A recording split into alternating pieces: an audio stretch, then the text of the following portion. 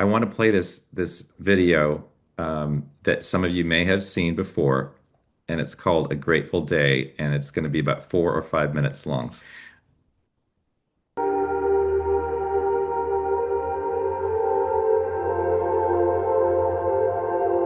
You think this is just another day in your life?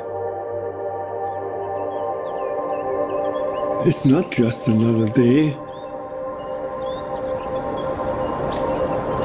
It's the one day that is given to you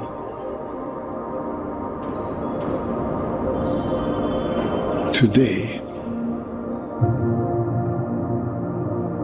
It's a gift.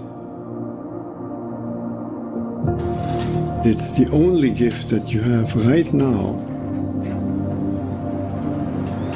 And the only appropriate response is gratefulness.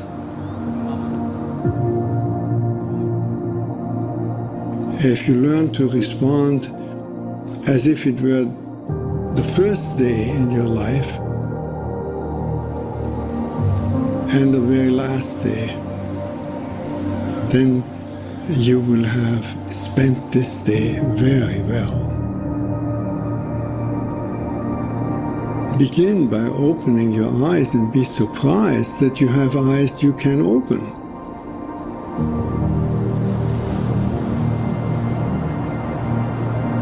That incredible array of colors that is constantly offered to us for pure enjoyment.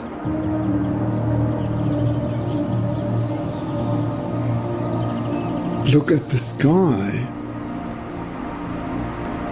We so rarely look at the sky.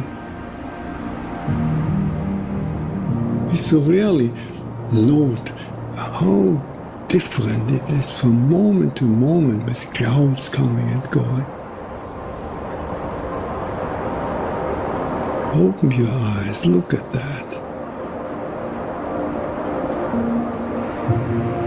Look at the faces of people whom you meet.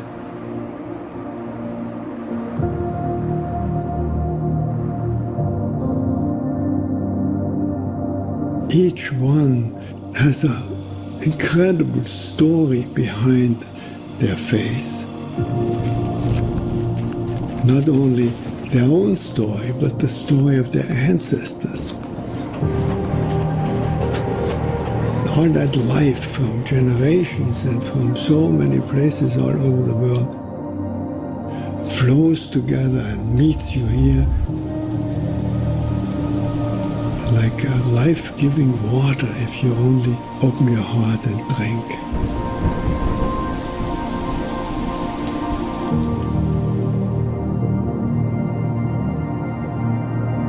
Open your heart to the incredible gifts that civilization gives to us. You flip a switch and there is electric light.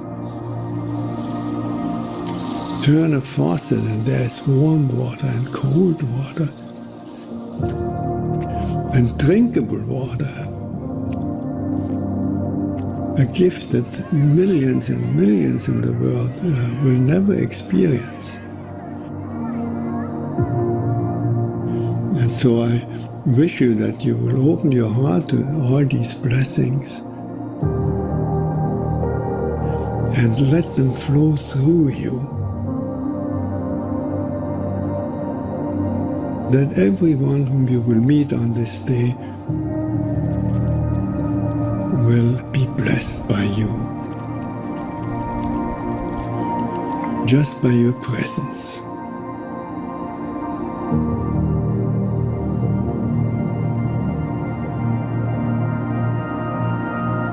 Let the gratefulness overflow into blessing all around you.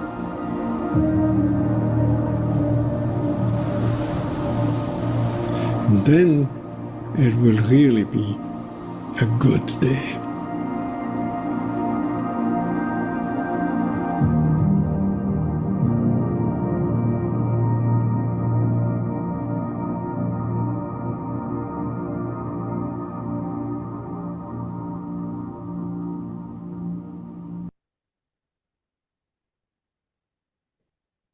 Okay.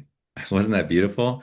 I've seen it a few times at least, and it always is different to me. And I notice different things that he says. And one of the things he says is, if you learn to respond as if it were your first day of your life and the very last day of your life, then you will have spent this day very well.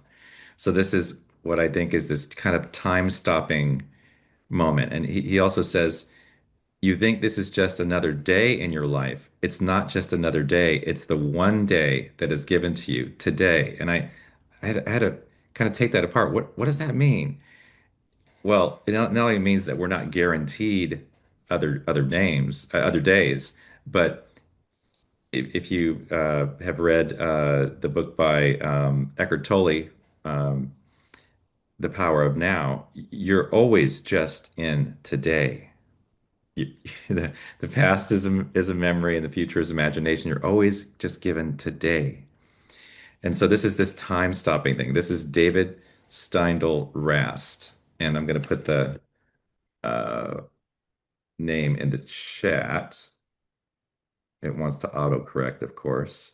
There you go.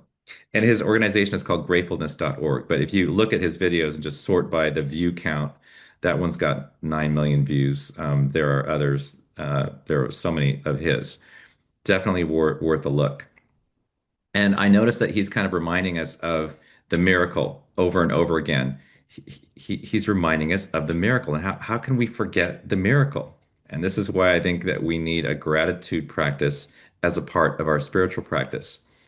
Um, I want to share, there's another video that I share every other year at this time. And I'm just going to take a few tidbits of this one. I'm just going to talk about it real quickly. I'm not going to play it. It's the words of Wayne Dyer in his meditation video. And this is what I call the comparative gratitude. It's very powerful to do it this way.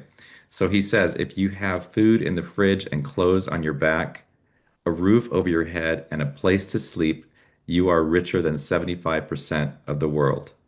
Doesn't that call for some gratitude? And these numbers are old. It could be much different now. If you have more health than illness, you are more blessed than the 1 million who will not survive this week because of illness. If you have money in the bank, any money in the bank, or some cash in your wallet, you are among the top 8% of the world's wealthy. And if you can attend a spiritual gathering, a church meeting without fear and the freedom to attend whatever church gathering you want, you are more blessed than 3 billion people in the world who cannot attend a church gathering of their choosing, fearing arrest, torture, or death. Okay, I paraphrase what he said there. And finally, if you've never experienced the danger of battle or the loneliness of imprisonment or the agony of torture or the pangs of starvation, you are ahead of 500 million people in the world today. And so it's just so powerful to think of that. And I just think of it as comparative gratitude.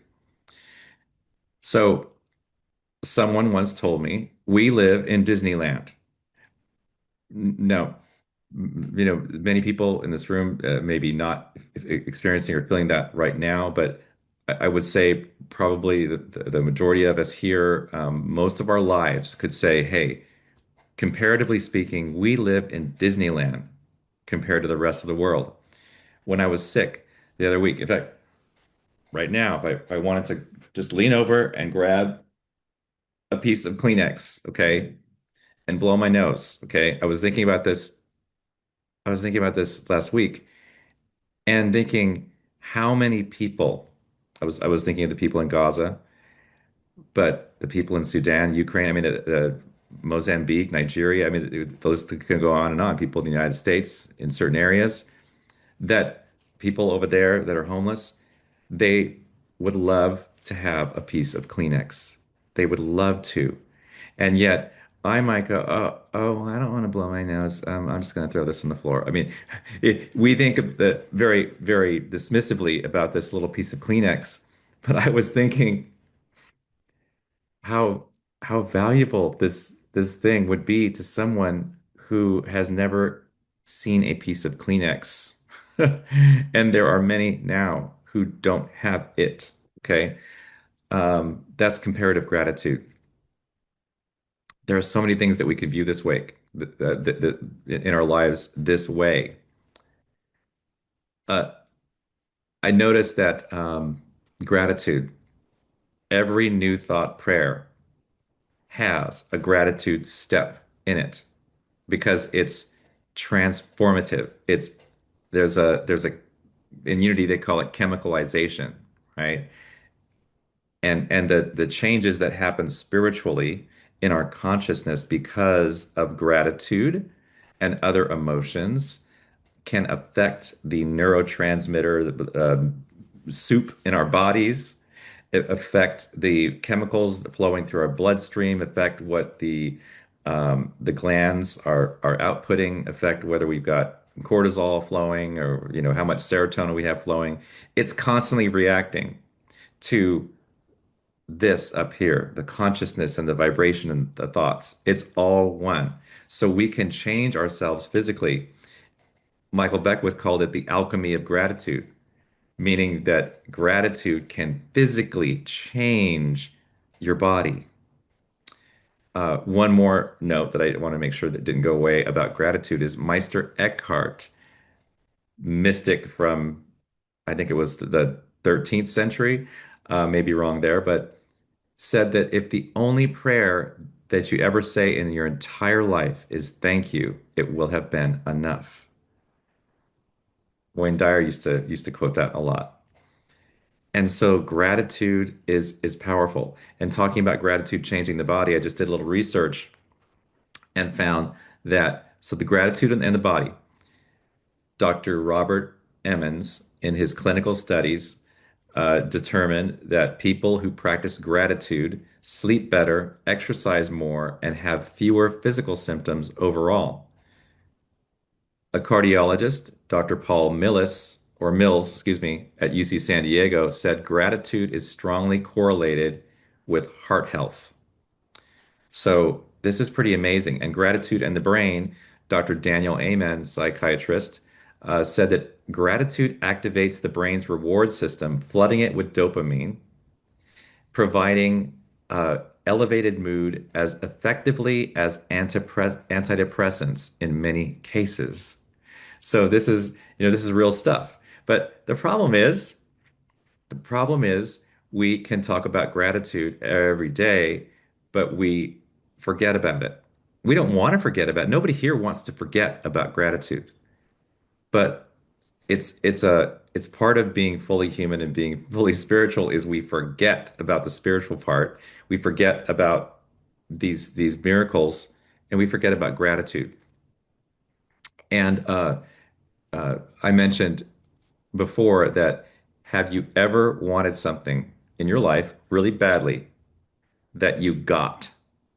It may have been a job, it may have been a gig, it may have been a relationship, it may have been a car, it may have been you overcame a physical condition. Have you ever got something that you wanted for a long time or you wanted really badly, but then after you got it, you were on to the next thing? You forgot to be fully grateful. And every once in a while, you go back and you think, wow, I really, I really overcame that. I really got that. Oh, I have that. I'm so lucky. And you wish that you were like that more often. You wish. But the body does this thing where it wants to kind of like tone everything down and make it just kind of baseline. Okay. It's called hedonic adaptation, meaning your body wants to adapt to things that like make you happy in the happiness spike. It wants to chill those out and say, all right, okay, that's normal, right? Um, so our job is to take this baseline and raise it up. How can we raise up the baseline of who we are? You know, you've heard it said that instead of just being grateful for things, it's a great medicine. It is, and we're going to practice more of that today. That you can take all these things that you're grateful for, and you can take the feeling tone and be grateful just because, and have a consciousness of gratitude and have an expectation of everything that you see everything that you see, the good stuff and the bad stuff, is a reason to be grateful so that you always are grateful and that you're lifting this baseline emotion. And people can see it and feel it, and it will change you. It's not something that you have to go and grab and fix every once in a while. It's something that you become permanently. So that would be a wonderful, wonderful thing. So something else about this physical effect that happens to us. Rick Hanson, who's an author and he's a neuropsychologist, he says that when you take in the good for 20 to 30 seconds, you literally install that good into your neural structure. He says this process is called taking in the good, and it uses neuroplasticity to create new neural pathways, gradually building internal resources and counteracting the brain's negativity bias. Okay. What does this mean? First of all, it means that your brain has a negative bias. It wants to doubt things. It wants to doubt miracles. It wants to doubt faith. It wants to level out the good feelings that come with gratitude. Your brain is biased in that direction, but that we can absolutely rewire. And I've read so many scientific reports and have heard so many authors talking about specifically rewiring our brain so it is more positive and more happy, right? Um, and the reason we can do that is because our brain is neuroplastic, meaning the neurons can change the way that they fire together.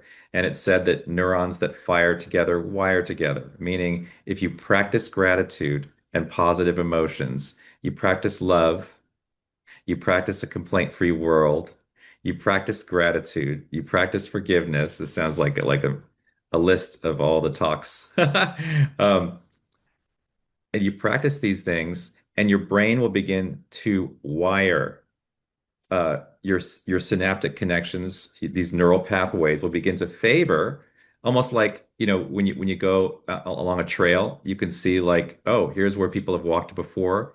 It'll make a trail where your brain will naturally go to a positivity bias. It'll start thinking more positive automatically. And that is what we want. That is what we want. We want to start thinking differently. This is why it's called new thought. Change your thinking and change your life. Change your thinking and change your life. So, adding daily gratitudes is one way to rewire. Uh, it's said that if you do gratitudes when you wake up in the morning and you do gratitudes when you go to bed at night, everything in between will change. Myrtle Fillmore said, we don't have to just wait for Thanksgiving. Thanksgiving can be a daily practice. The other night I had this was earlier. I had trouble sleeping and I tried this gratitude practice, but it wasn't quite hitting because I was saying I'm grateful for. So I tried to use the a language that my maybe inner child or my subconscious would understand and absorb. And it's just simply I was thinking, I love where I live. I love my job. I really like the hills around here. I really appreciate. You see how those are active instead of I'm grateful for? It's just so much simpler just to say, I love what's happening right now. I love this person, right? I appreciate the people in my life. I bless. How about instead of there's such a blessing to me, how about saying I bless every relationship? I bless every soul I encounter. I bless myself. I love myself. That I can feel my body, I can feel my whole consciousness changing with that kind of active language. So, what I would like to do is, I'd like to try this right now um, in a journaling way, and I would like to see if you can grab a something to write with, piece of paper, and it should be more than just a corner of something. It should be a nice blank piece of paper. And if you need to take a moment to do that, go ahead. But what I want you to do, we're going to start doing right now, is we're going to take about 3 minutes of our time to just be in the silence here and start writing things that we're grateful for. And maybe I'll put a little background music on, but I want us to do this together. If I can find some background music, I'll do it. So let's go ahead. Things that you're grateful for, things that you appreciate, things that you like, things that you love, however you want to connect with that emotion. And I'll find some meditation music. So I'm going to share this for a second while we journal.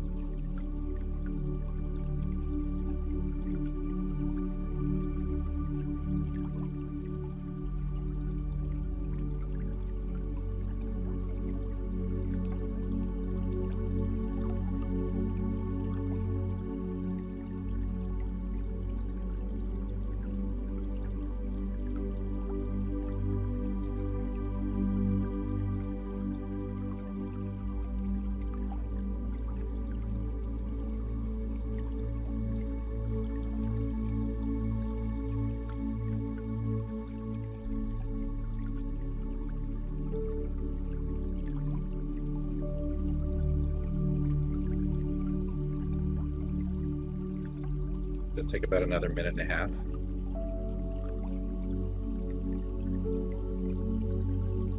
What things, people, places, aspects of yourself do you appreciate, like, love?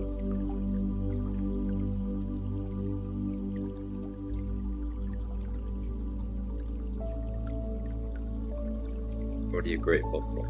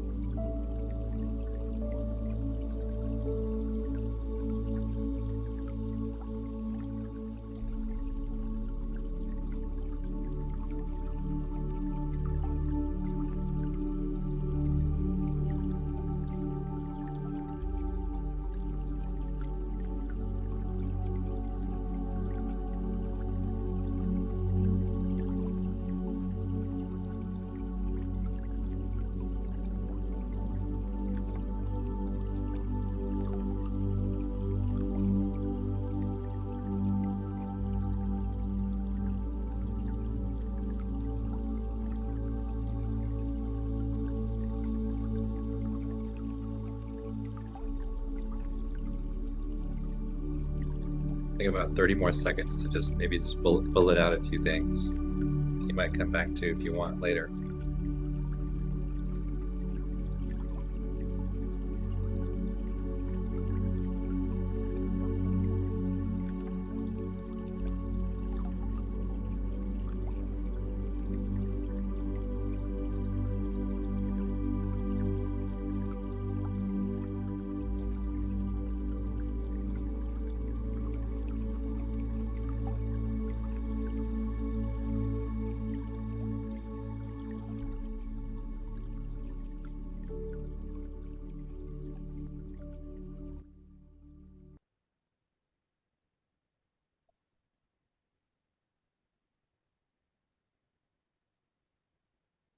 Okay.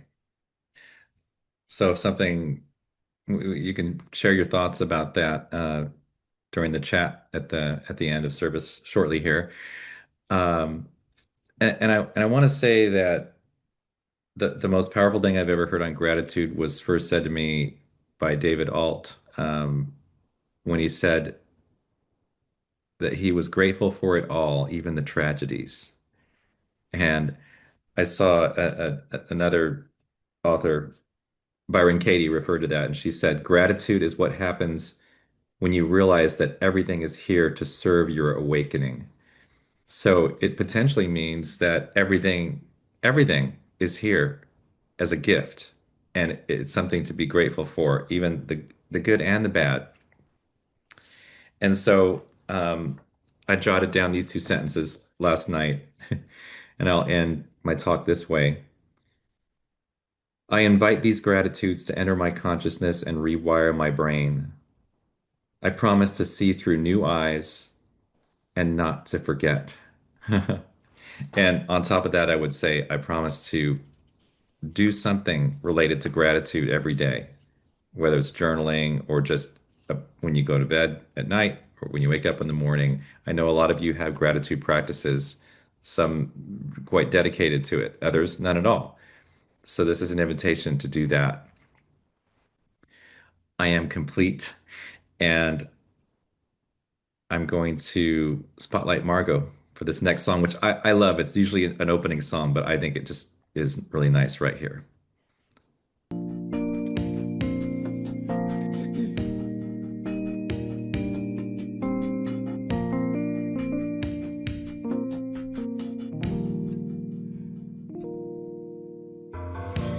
Sweet spirit, take over this place, take over this place. Sweet spirit, take over this place, take over this place. Holy Spirit, take over this place, take over this place. Holy Spirit, take over this place, take over this place. Mighty Spirit, take over this place, take over this place. Mighty Spirit, take over this place, take over this place. Take over, take over, take over, take over this place. Take over, take over, take over, take over this place.